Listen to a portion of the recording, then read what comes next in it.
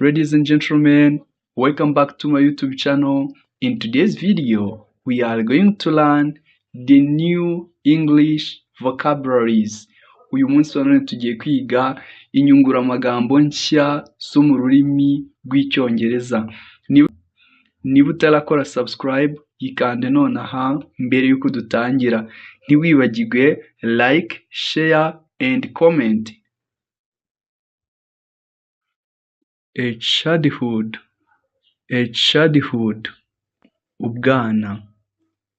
Examples: a childhood is the happiest time of life. A childhood is happiest time of life. A childhood is the happiest time of life. Ubwana ni igihe gishimishije cy'ubuzima. Second example, I remember my childhood clearly.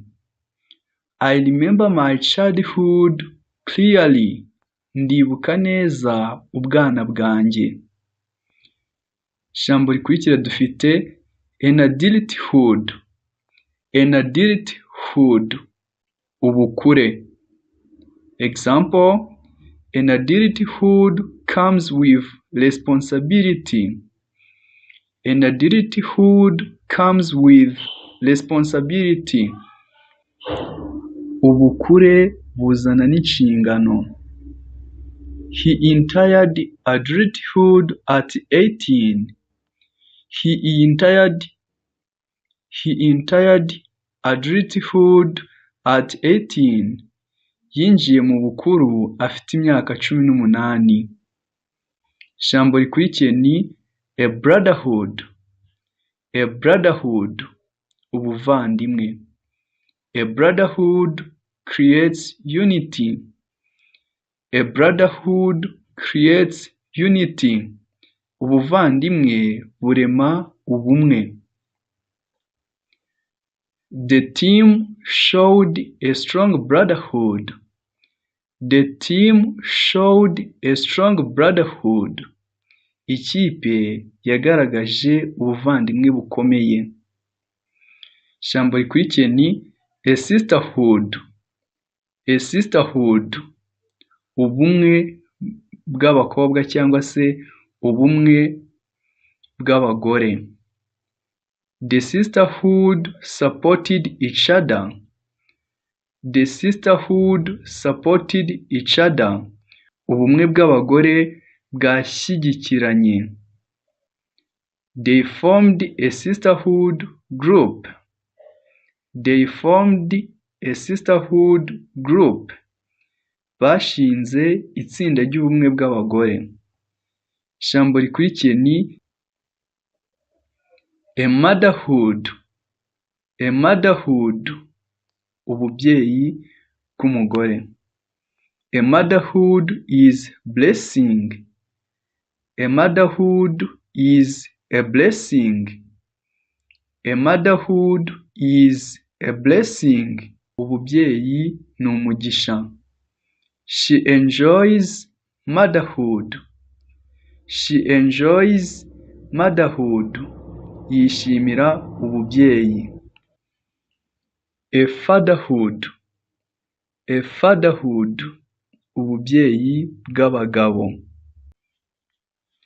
A fatherhood. A fatherhood, uko ababyeyi b'abagabo babaho. A fatherhood changed his life. A fatherhood changed his life. Ububyeyi bw'abagabo bwahinduye ubuzima bwe. He is proud of his fatherhood. He is proud of his fatherhood. Atewe ishema n'ububyeyi bwe. A parenthood.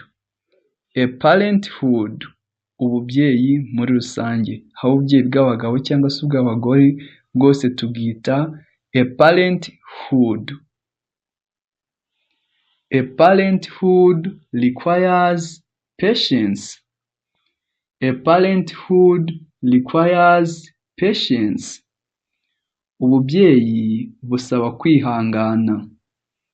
They are learning about parenthood. They are learning about parenthood. Bari kwiga ku bijyanye n'ububyeyi. Ijambo rikurikiye ni a manhood. A manhood, ubugabo. He proved his manhood. He proved his manhood. Yagaragaje ubugabo bwe. Manhood involves courage. Manhood involves courage. Mu bugabo habamo ubutwari. A womanhood. A womanhood, ubugore. A womanhood is powerful. A womanhood is powerful. Ubugore bufite imbaraga cyangwa se ubugore ni ubunyambaraga. She celebrated her womanhood. Yishimiye ubugore bwe. A boyhood. A boyhood, ubusore. He spent his boyhood in the village. He spent his boyhood in the village. Yamaze ubusore bwe mu cyaro. Boyhood memories are good. Boyhood memories are good.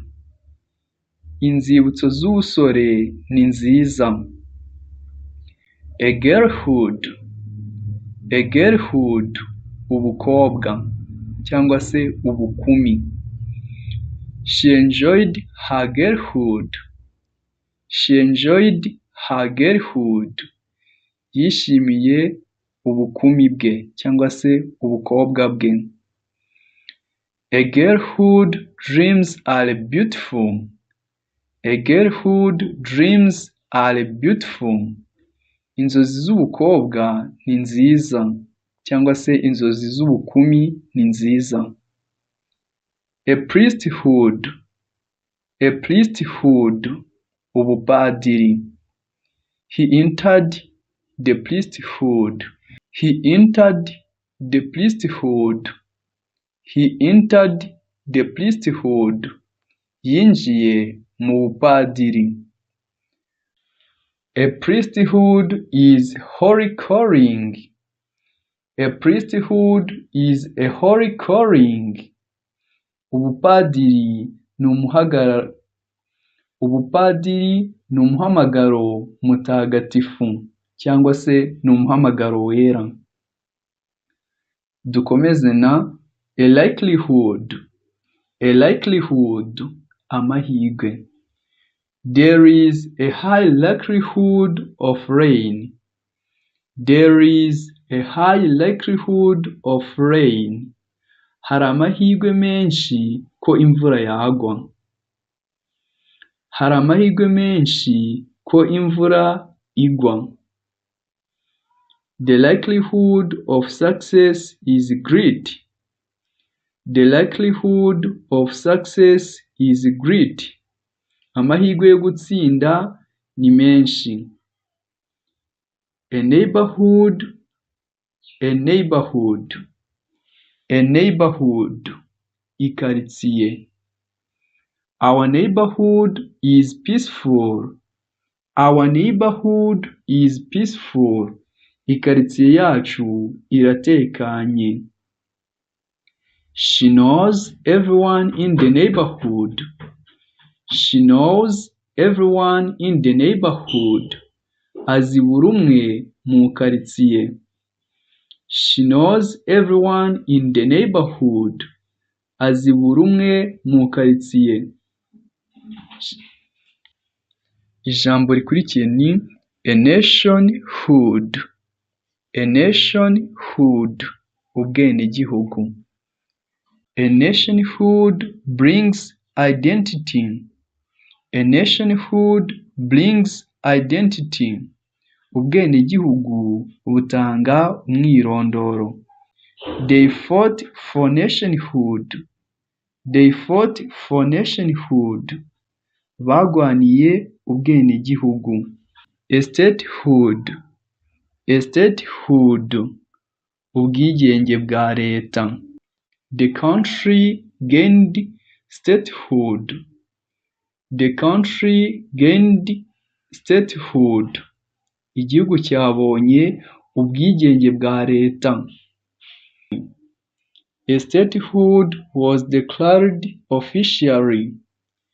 Ubwigenge bwa leta bwatangajwe ku mugaragaro. A falsehood. A falsehood. A falsehood, ikinyoma. Falsehood destroys trust. Falsehood destroys trust. Ikinyoma gisenya icyizere. He was punished for falsehood. He was punished for falsehood. Yahaniwe ikinyoma. A widowhood. A widowhood, ubupfakazi. A widow ni umupfakazi. A widowhood ni ubupfakazi. Widowhood can be difficult. Widowhood can be difficult. Ubupfakazi bushobora kugorana. She lives in widowhood. She lives in widowhood. Aba mu bupfakazi. A bachelorhood. A bachelorhood, ubugaragu. He enjoys his bachelorhood. He enjoys his bachelorhood. Yishimira ubugaragu bwe. Bachelorhood gives freedom. Bachelorhood gives freedom. Ubugaragu butanga ubwigenge cyangwa se ubwisanzure. Thank you for watching this video. Like, subscribe, share and comment. Niba wifuza kwiga, twandikire kuri WhatsApp number ubona hasi muri screen yawe, dutangire tugukurikirane by'umwihariko.